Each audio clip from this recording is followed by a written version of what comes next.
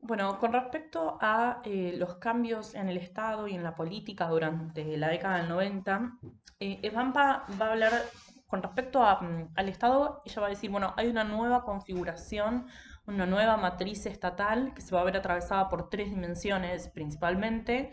La primera es el patrimonialismo, ¿no? Es decir, la pérdida de capacidad y de autonomía que va a tener el Estado con este proceso de privatización de las empresas públicas. Hay una pérdida, digamos, del patrimonio del Estado y del monopolio o del rol monopólico que el Estado tenía hasta ese momento, en un sentido también como de llegada, ¿no? ¿Cuáles son los espacios que el Estado ocupa o que lo público, ¿no? En grandes términos ocupa, y que deja de ocupar para darle lugar a lo privado, ¿no? Entonces, la capacidad de gestión y de acción que el Estado tiene o que el Estado tenía en realidad hasta ese momento, lo va a ir perdiendo en la medida en que va a ir privatizando estos distintos espacios y también descentralizando, ¿no? Porque la descentralización de el servicio de salud, de hospitales públicos y de escuelas, eh, va a reducir la capacidad del Estado Nacional para ejecutar políticas públicas y para intervenir de alguna forma o mediar eh, en la sociedad.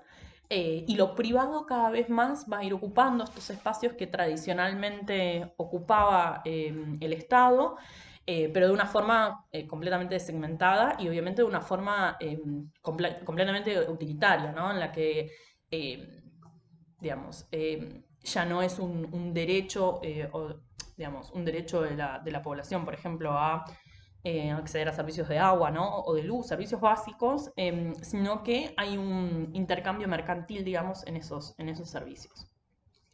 La segunda dimensión de este nuevo Estado, de esta nueva matriz estatal, está atravesada por el asistencialismo y está muy vinculada al primer punto, ¿no? Al patrimonialismo, porque si el Estado pierde esos lugares de intervención, pierde esos lugares en los que puede mediar, el único lugar que básicamente le va a quedar va a ser la de contener a la pobreza, ¿no? Y esa contención de la pobreza, en la medida en que el Estado no es generadora de empleo, digamos, no es interventora del mercado, eh, si recuerdan un poco en esta, en esta definición que Garabedian daba, ¿no? Sobre el estado de bienestar, en el que hay como un vínculo tripartito entre Estado, trabajo y, eh, digamos, lo que son los empleadores, ¿no? Las empresas, el rol del Estado desaparece, ¿no? De ese triángulo.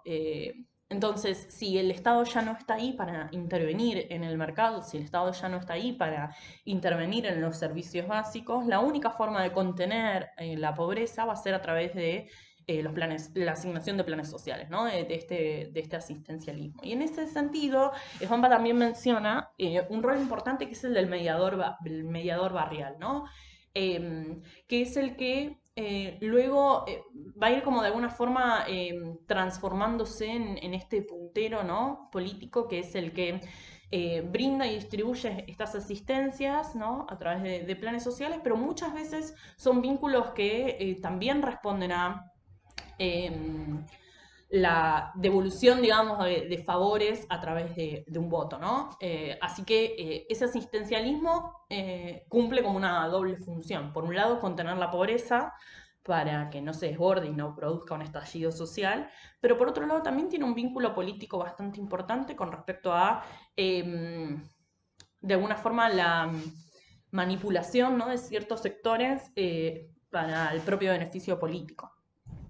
Y la tercera dimensión de la que hablas, Vampa, es el reforzamiento del sistema represivo institucional, que es básicamente el control, digo, si la contención de la pobreza no se puede hacer a través de los planes sociales, se va a controlar estas poblaciones pobres, digamos, a través de un reforzamiento del sistema de policía, en los barrios populares y también algo que mencionaba en el video anterior, vinculado a la criminalización de la protesta, ¿no? La protesta, y ya esto más hacia fines de la década del 90, ¿no? El surgimiento de los movimientos piqueteros y demás, van a ser estigmatizados como deslegitimados, digamos, su reclamo social, en búsqueda de esto, buscar una criminalización de esa protesta, una protesta que en muchos casos es legítima, ¿no? Y que va a intentarse de alguna forma esto, ¿no? Criminalizar o eh, perjudicar, digamos, su imagen, por decirlo de alguna forma, para, o en búsquedas de aplacar este conflicto. Y muchas veces inclusive poner en contra a la propia sociedad, ¿no? Va a aumentar, digamos, como decía recién, el poder de policía, ¿no? El sistema policial, y se van a empezar a dar, y esto también es un resabio, ¿no? De la dictadura, la última dictadura militar, ¿no? El 76, que hay una identificación de la juventud como subversiva, ¿no? Durante la última dictadura, y algo de esto va a continuar durante la década de los 90, básicamente con la cantidad de casos de gatillo fácil, ¿no? Eh, de, digamos, de las llamadas racia, ¿no? A las entradas de los recitales, racias en los boliches, digamos, o a la salida de los boliches, y esto, digamos, como decía yo, los casos de gatillo fácil básicamente destinados a eh, poblaciones jóvenes de barrios populares eh, que van a ser como un blanco fácil por parte de la policía, ¿no? El caso de Bulacio va a ser uno de los casos más conocidos, que fue retenido, desaparecido antes de la entrada a un recital de los Redonditos de Ricota, y después, ya a partir de la década del 2000, distintos... distintas denuncias también de, por ejemplo, la policía usando a jóvenes de barrios populares para que vayan a robar, ¿no? Y cierta, ¿no? Cierta manipulación de estos sectores por parte de la policía y que tienen, de nuevo, ¿no? Este resabio en la marca de subversión que tenía la juventud en la década del 70. Después, por parte de las transformaciones en la política, Svampa va a mencionar también como tres características. Una, que es algo que ya mencioné en el video anterior, pero que vuelvo a mencionar, que es esta sumisión de la política a la economía. Es decir, en el discurso presidencial, en el discurso del presidente, hay algo del carácter inevitable, ¿no? De la reforma económica, de este plan de convertibilidad, de la sanción de la ley de nuevo empleo y demás, que está vinculado a una reforma económica que es ineludible y que evade de alguna forma la decisión política detrás de ello, ¿no? Como decía en un primer momento, Hampa dice, hay algo que el menemismo hace ver como inevitable al neoliberalismo, ¿no? Hay algo de lo inevitable de implementar esta política económica neoliberal y que se va a traducir en el discurso. Eso por un lado. Eh, por otro lado, hay una consolidación de una democracia presidencialista y esto se va a ver en dos cuestiones. Por un lado, la reducción de poder o del poder de decisión a la figura del presidente, ¿no? Durante la década del 90. Ya a priori la Argentina es un país que tradicionalmente es personalista, es presidencialista, ¿no? Si recordamos, recordamos casi siempre figuras presidenciales, ¿no? Como Irigoyen, Perón, digamos, son figuras que eh, las figuras presidenciales son las más recordadas, digamos, en la historia argentina. Y en el caso de Menem, digamos, no es la excepción, pero sí hay una consolidación de esto. Y esta consolidación de esta democracia presidencialista, como decía, está vinculada a lo que Svampa denomina el decisionismo, ¿no? Es decir, esta capacidad o este poder consolidado o reducido en la figura del presidente y que va a estar muy vinculado a las sanciones de DNU, ¿no? De decretos de necesidad de urgencia, ¿no? La gestión política, la gestión estatal a través de estos DNU.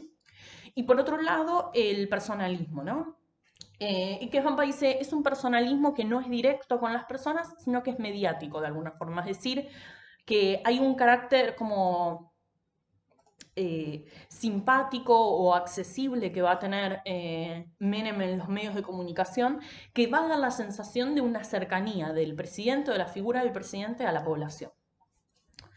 Y por último, va a haber una nueva estructura de gestión en el Estado y que está vinculado a una exigencia de profesionalización en los cargos burocráticos del Estado, ¿no? Entonces hay como una necesidad de que los cargos, inclusive políticos, ¿no? De las personas que rodean a la figura del presidente y demás, sean profesionales, ¿no? Hay como, y eso es algo que perduró, digamos, en los últimos años también podemos ver bastante, ¿no? Cuando se decide a alguien o se designa a alguien como ministro, bueno, un poco cuál es su formación, que sean figuras profesionales, ¿no? No figuras que pertenezcan por ahí tradicionalmente a la política, sino que de alguna forma demuestren cierta idoneidad para ejecutar para llevar adelante esa profesión o ese cargo, en realidad, en el Estado. Y por otro lado, también la gestión se va a concentrar en descentralizar estos servicios, ¿no? De salud y de educación que mencioné anteriormente, y se van a focalizar básicamente en una política social asistencialista, ¿no? Es decir, la gestión del Estado va a ser asistencialista, ya no va a ser interventora.